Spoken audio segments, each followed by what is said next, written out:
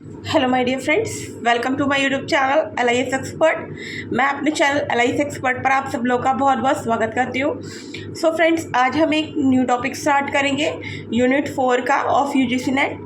ठीक है फ्रेंड्स, सो आज हम एक टॉपिक लेंगे नेशनल इंफॉर्मेशन सिस्टम। ठीक है, नेशनल इंफॉर्मेशन सिस्टम में जो सेंटर्स आते हैं उसके बारे में मैं बताऊंगी आपको, और जो नेटवर्क्स हैं वो भी मैं बताऊंगी। ठीक है, तो पहले इसमें हम लेते हैं डेलनेट। डेलनेट क्या होता है? Developing library network. ठीक है, डेवलपिंग लाइब्रेरी नेटवर्क। पहले इसको कहते थे डेली लाइब्रेरी नेटवर्किंग। ठीक है, अब इसको डेवलपिंग लाइब्रेरी नेटवर्क कहते हैं। ठीक है, ये फर्स्ट ऑपरेशनल लाइब्रेरी नेटवर्क है इंडिया में। ठीक है, ये स्टार्ट हुआ था as a project of India International Centre in January 1988। कब स्टार्ट हुआ था? 1988 में। ठीक है, with the initial financial and technical assistance by the National Information System for Science and Technology, NISSAT. क्या है ये? निसैट। फिर मैं दोबारा रिपीट कर रही हूँ, National Information System for Science and Technology, NISSAT, Department of Scientific and Industrial Research, Government of India. ठीक है, अब it was registered as a society in June 1992। कब रजिस्टर्ड हुआ था? जून 1992। ठीक है, under the social registration act of 1860। किसमें? 1860 में। ठीक है, is currently being promoted by National Informatics Centre. किसने प्रमोट किया इसको? नेशनल इंफॉर्मेटिक्स सेंटर ने। ठीक है, planning commission, government of India के द्वारा, Indian international centre new Delhi के द्वारा। ठीक है, अब ऑब्जेक्टिव क्या है डेलनेट के? डेवलपिंग लाइब्रेरी नेटवर्क के ऑब्जेक्टिव क्या क्या हैं वो मैं बताने जा रही हूँ आपको। ठीक है, to promote sharing of the resources among the library. क्या कह रहा है ये? रिसोर्सेज को शेयर करना। ठीक है, by developing network of library, by collecting, storing and disseminating information. क्या करने के लिए? Collecting, storing and dissemination of information by offering computerized service to the user. कैसी service? computerized service to offer guidance to the member libraries on cataloging databases service। किस पे? cataloging databases services पे। circulation, acquisition, serial control, online services, selection of hardware and software। किसका selection करना है? Hardware of. क्या करने के लिए? गाइडेंस प्रोवाइड करने के लिए मेंबर्स लाइब्रेरी को। ठीक है, to coordinate efforts for the suitable collection development. किसके लिए एफर्ट को कोऑर्डिनेट करते हैं? सुटेबल कलेक्शन डेवलपमेंट्स के लिए। ठीक है, for reducing unnecessary duplication when ever possible. Duplication को रिड्यूस करना। ठीक है, अब ये हो गया ऑब्जेक्टिव्स। अब हम आ जाते हैं फंक्शंस पे। ठीक है, फंक्शंस और एक्टिविटीज़ क्या क्या है? रिसोर्स शेयरिंग, डेलनेट से foreign exchange worth ₹10 million by rationalizing subscription to foreign periodical during 1991, 1992, 1993 through resource sharing। कैसे करता है ये? कैसे करके? रिसोर्स शेयरिंग करके। ठीक है, this was mainly achieved in the field of physical science, medical science and agricultural science. अब इसमें 3 ईयर लिए हैं। कौन से? 1991, 1992, 1993। और 3 फील्ड्स लिए हैं। कौन सी? फिजिकल साइंस, मेडिकल साइंस और एग्रीकल्चरल साइंस। इनमें ये फॉरेन पीरियडिकल को एक्वायर करता है और मतलब कितने पैसे सेव करता है? ₹10 million। ठीक है, इतने पैसे सेव करता है रिसोर्स शेयरिंग करके। अब आ जाते हैं डेवलपमेंट ऑफ सॉफ्टवेयर्स क्या क्या है इसमें। ठीक है, earlier DELNET provided CDS ISIS software. कौन सा प्रोवाइड करता है? CDS ISIS सॉफ्टवेयर को। ठीक है, for storation and retrieval purpose, develop by UNESCO through NISSAT. NISSAT का फॉर्म मैंने आपको बताया, एक बार और बता दें, national Information System for Science and technology. ठीक है, ये है निसैट का फुल फॉर्म।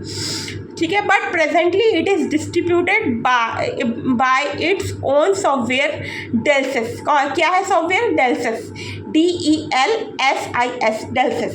ठीक है। It has created software Dels DOS and Del Windows for creating MARC record. अब इसने क्या किया, मार्क रिकॉर्ड को बनाने के लिए 2 सॉफ्टवेयर और डेवलप किए हैं, डेल डॉस और डेल विंडो, ठीक है। ये अब हम पब्लिकेशन पे आ जाते हैं। पब्लिकेशन क्या है, DELNET has been publishing newsletter. क्या पब्लिश कर रहा है, न्यूज़ लेटर सिंस जनवरी 1994। कब से, जनवरी 1994 से। In order the message and to increase awareness about library networking. किसके लिए, लाइब्रेरी के नेटवर्किंग के लिए इंडिया में। It also publish NACLIN proceeding. क्या पब्लिश कर रहा है, नेकलाइन प्रोसीडिंग को। Directors report regularly. क्या है ये, डायरेक्टर्स रिपोर्ट है और रेगुलरली पब्लिश होती रहती है। ये हमारा डेलनेट था। अब ये टॉपिक फिनिश हो गया है, अब हम नेक्स्ट पे चलते हैं। ये भी नेशनल इंफॉर्मेशन सिस्टम का पार्ट है। अब हम इसके नेक्स्ट टॉपिक, ये सेकंड टॉपिक है, इसमें आ जाते हैं NKN क्या है, National Information Network. National Information Network, ये second part. National Information Network is a high speed multi gigabyte pan India network establish to connect education and research institutes. किसको कनेक्ट करने के लिए बना है, एजुकेशन और रिसर्च इंस्टीट्यूट को connect करने के लिए, कनेक्टिविटी बनाने के लिए, ठीक है, अक्रॉस द कंट्री, ठीक है। Manage by national information centres. किसके द्वारा मैनेज किया जाता है, नेशनल सेंटर के द्वारा। It aim to facilitate seamless knowledge sharing and collaborate research without global boundaries, ठीक है। अब हम की फीचर्स पे आ जाते हैं। की फीचर क्या है इसका, इंस्टीट्यूशनल कनेक्टिविटी, इंस्टीट्यूशनल कनेक्टिविटी, ठीक है। Distant education, e governance support, ठीक है। ये इसके 3 की फीचर्स हैं, ठीक है। अब हम आ जाते हैं नेक्स्ट, नेटवर्क अचीवमेंट क्या है, नेटवर्क आर्किटेक्चर क्या है इसका, नेटवर्क आर्किटेक्चर। तो नेटवर्क आर्किटेक्चर में पहला पॉइंट है अल्ट्रा हाई स्पीड कोर, ठीक है। दूसरा है डिस्ट्रीब्यूशन लेयर, तीसरा है एडिज लेयर, ठीक है। अब हम, ये टॉपिक हो गया फिनिश। अब हम अपने आते हैं थर्ड नेशनल इंफॉर्मेशन सेंटर पे। थर्ड नेशनल इंफॉर्मेशन सेंटर हमारा कौन है, इनविक है, ठीक है। इनविक्स ENVIS, इनविस, ठीक है। ENVIS is a decentralised system with a network with a network of distributed subject originated centers, ensuring integration of national effort with environment information collection. किस पे फोकस करता है, इन्वायरमेंट इंफॉर्मेशन कलेक्शन पे। Collaboration, storage, retrieval and dissemination of all concern.